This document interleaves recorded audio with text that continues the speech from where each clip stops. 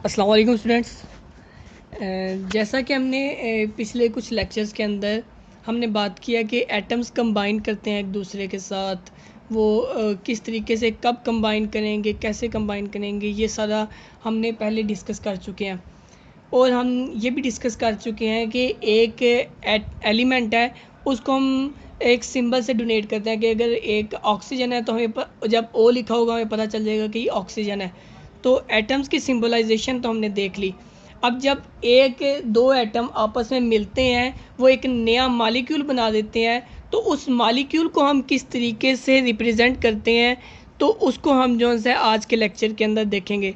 तो आज के लेक्चर में हम मालिक्यूल्स एंड मालिक्यूलर फार्मूला और केमिकल फार्मूला को देखेंगे कि एक मालिक्यूल के जो है वो बन रहा है, हमने उसको किस तरीके से रिप्रेजेंट करना है कि अगर एक ऑक्सीजन और हाइड्रोजन मिलके वाटर बना रहे हैं तो वाटर को हम किस तरीके से लिखेंगे। ये सारा हम जो है आज के लेक्चर के अंदर डिस्कस करते हैं। तो स्टार्ट करते हैं सबसे पहले मालिक्यूल से कि मालिक्यूल क्या होता है। A molecule is the smallest particle of an element or a compound that can exist independently and shows all the properties of that element or a compound। के मालिक्यूल एक जो सा किसी भी एलिमेंट या कंपाउंड का वो पार्टिकल है जो कि फ्रीली एग्जिस्ट कर सकता है, इंडिपेंडेंटली एग्जिस्ट कर सकता है। कि हमने एटम की बात की थी कि वो ऐसा पार्टिकल था जो कि फ्रीली या इंडिपेंडेंटली एग्जिस्ट नहीं था करता, पर मालिक्यूल एक ऐसा पार्टिकल है, स्मॉलेस्ट पार्टिकल है जो कि फ्रीली इंडिपेंडेंटली एग्जिस्ट कर रहा है। और ये ऐसा पार्टिकल है कि जो कि उस एलिमेंट या उस जो है कंपाउंड की सारी प्रॉपर्टीज़ को शो कर रहा है। फॉर एग्जांपल अगर वाटर का मालिक्यूल है तो हम एक वाटर के मालिक्यूल से हम पूरे वाटर की हम सारी उसकी प्रॉपर्टीज़, उसकी सारी केमिकल और फिज़िकल प्रॉपर्टीज़ को हम देख सकते हैं। कि अगर हमें एक वाटर का वो H2O एक मॉलिक्यूल सिर्फ हमें मिल जाए तो हम बता सकते हैं कि ये पूरा एक जो है वो ग्लास वाटर का वो किस तरह से है, कि उसकी क्या प्रॉपर्टीज़ होंगी। तो एक मॉलिक्यूल क्या है कि एक स्मॉलेस्ट पार्टिकल है एक एलिमेंट या कंपाउंड का जो कि इंडिपेंडेंटली एग्जिस्ट कर रहा है, और हम उसको देख के हम पूरे एलिमेंट या कंपाउंड की प्रॉपर्टीज़ का हम अंदाज़ा लगा सकते हैं, या वो एक मॉलिक्यूल पूरे कंपाउंड या एलिमेंट की वो प्रॉपर्टीज़ को शो करता है। तो ये एक अगर मॉलिक्यूल है तो वो मोनो एटॉमिक मॉलिक्यूल भी हो सकता है। मोनो का मतलब होता है वन, एटॉमिक मतलब एटम। तो ऐसा मॉलिक्यूल जिसके अंदर एक एटम प्रेजेंट हो उसको हम मोनो एटॉमिक मॉलिक्यूल प्रेजेंट करते हैं। मोनो एटॉमिक एक एटम मतलब कि एक टाइप के एटम, के एक तरह के एटम जो से।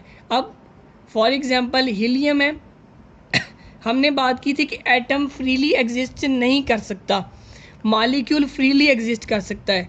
तो हीलियम का जो एटम है वो फ्रीली एग्जिस्ट करता है, इसलिए हम इसको हीलियम का मॉलिक्यूल बोलते हैं। तो ये जो से मोनो एटॉमिक मॉलिक्यूल है, ऐसा मॉलिक्यूल जिसके अंदर एक एटम प्रेजेंट है उसको हम मोनो एटॉमिक मॉलिक्यूल बोलते हैं। तो उसकी एग्जांपल्स के अंदर हीलियम आ गया, नियोन आ गया, ये मोनो एटॉमिक मॉलिक्यूल है। और इसी तरीके से जैसा वो मोनो एटॉमिक मॉलिक्यूल है, ऐसे मॉलिक्यूल जो है बाकी मॉलिक्यूल भी हो सकते हैं जो ये दो या दो से ज़्यादा एटम्स पे मुश्तमिल हो। कि ये एक एटम पे मुश्तमिल था, अब दो या दो से ज़्यादा एटम पे भी मॉलिक्यूल मुश्तमिल हो सकते हैं, कि उस पर भी वो कंसिस्ट कर सकते हैं। फॉर एग्जांपल वाटर का मॉलिक्यूल है, इसके अंदर दो हाइड्रोजन और एक ऑक्सीजन का एटम प्रेजेंट है, तो इसके अंदर तीन एटम्स प्रेजेंट हैं। ये तो ये मॉलिक्यूल ऐसा है जिसके अंदर तीन एटम प्रेजेंट है। इसी तरीके से हाइड्रोजन का मॉलिक्यूल है, तो इसके अंदर दो हाइड्रोजन के एटम्स प्रेजेंट है। ग्लूकोज का मॉलिक्यूल है, इसके अंदर 6 कार्बन के, 12 हाइड्रोजन के और 6 ऑक्सीजन के एटम्स प्रेजेंट हैं। तो ये भी एक मॉलिक्यूल है। तो इस वाटर के मॉलिक्यूल को देख के हम पूरे वाटर की हम उसकी क्वालिटीज़ का बता सकते हैं। इसको हम देख के पूरी गैस की, हाइड्रोजन गैस की हम क्वालिटीज़ को बता सकते हैं। इस ग्लूकोज के मॉलिक्यूल को देख के हम पूरे ग्लूकोज की हम प्रॉपर्टीज़ का अंदाज़ा लगा सकते हैं। तो अब हम आगे देखते हैं केमिकल फार्मूला, कि हम केमिकल फार्मूला को किस तरीके से लिखते हैं। तो describing a molecule in the form of symbols and valencies is called the chemical formula. तो एक जो सा मालिक्यूल को हम जो सा उसकी सिंबल और उसकी वैलेंसीज को जो सा हम उसको शो करते हैं तो वो उसका केमिकल फार्मूला कहलाता है। तो अब जो से इसके अंदर एक जो सा एक मालिक्यूल के अंदर कितनी किस्म के एलिमेंट हैं वो केमिकल फार्मूला के अंदर शो कर रहे हैं कि हमें पता चल जाता है कि एक मालिक्यूल के अंदर कितनी टाइप्स के एटम प्रेजेंट हैं। एक तो ये हमें पता चल जाएगा। दूसरा इससे हमें क्या पता चलता है कि उसके अंदर कितने एटम्स प्रेजेंट हैं। हमें पहली बात पता चल गई कि उसके अंदर कितनी टाइप्स के एलिमेंट्स हैं। फिर हमें पता चल गया कि उसके अंदर कितने एटम्स प्रेजेंट हैं, एक है, दो है, तीन है। फॉर एग्ज़ाम्पल अगर हाइड्रोजन का मॉलिक्यूल है, इससे हमें क्या क्या बातें पता चल रही हैं। हमने पहले बात की कि दो बातें हमें केमिकल फार्मूला से पता चलती हैं। एक एलिमेंट की काइंड क्या है, एलिमेंट का नंबर क्या है एटम का। तो इस वाटर के इस हाइड्रोजन के मॉलिक्यूल से हमें क्या पता चल रहा है। सबसे पहले तो ये कि एटम की काइंड क्या है कि हाइड्रोजन है।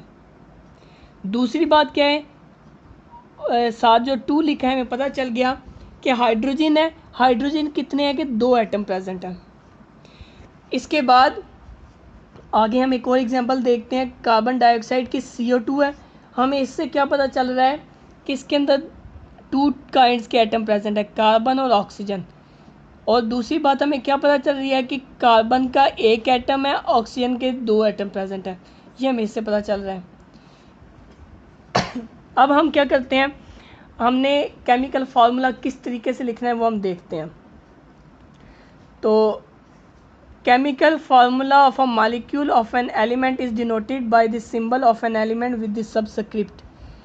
अब दो चीज़ें होती हैं, एक सबस्क्रिप्ट, एक सुपरस्क्रिप्ट। सबस्क्रिप्ट क्या होती है कि जो एटम के जो किसी भी चीज़ के नीचे लिखी जाए वो सबस्क्रिप्ट है, जो ऊपर लिखी जाए वो उसकी सुपरस्क्रिप्ट है। तो जो जो सा केमिकल फार्मूला जो सा है उसके अंदर एलिमेंट के जो नीचे लिखा जाता है वो उसका एटम का नंबर है। सबस्क्रिप्ट हमें क्या बताती है कि एटम का जो सा वो नंबर है वो उस सबस्क्रिप्ट में लिखा जाता है। फॉर एग्जांपल अगर N2 है तो हमें 2 से पता चल गया कि 2 नाइट्रोजन के एटम है। 3 है, हमें पता चल गया कि ओजोन में ऑक्सीजन के 3 एटम प्रेजेंट हैं। इसी तरीके से हमें केमिकल फार्मूला से हमें जो है वो उसके सारे सिंबल जो है वो हमें पता चल रहे हैं कि फॉर एग्जांपल अगर ये ओजोन था तो इसके अंदर ऑक्सीजन से हमें पता चल गया कि ये ऑक्सीजन एटम है। इसके अलावा जो है हमें सबस्क्रिप्ट से हमें पता चल गया कि 2 या 2 से ज़्यादा जो जैसे अगर 2 या 2 से ज़्यादा एटम प्रेजेंट होंगे तो हम जो है उसको वो जैसे किस तरीके से लिखेंगे। तो अगर हमारे पास एक एटम है तो तब हम नहीं लिखेंगे, अगर 2 एटम है तब 2 या 2 से ज़्यादा हैं तब हम लिखेंगे। फॉर एग्जांपल अगर नीचे यहाँ पे ऑक्सीजन का कोई एक ही एटम है तो यहाँ पे हम क्या करेंगे, इसके नीचे कुछ नहीं लिखेंगे। अगर हाइड्रोजन के 2 हैं तो यहाँ पे हम जो है 2 लिखेंगे। इसी तरह से मीथेन है तो CH4 है, एक कार्बन है, 4 हाइड्रोजन है। इस तरीके से हम जो है यहाँ पे लिख लेंगे। तो आज के लेक्चर के अंदर इतना ही, बाकी इंशाल्लाह हम नेक्स्ट लेक्चर्स के अंदर डिस्कस करेंगे। Thank you.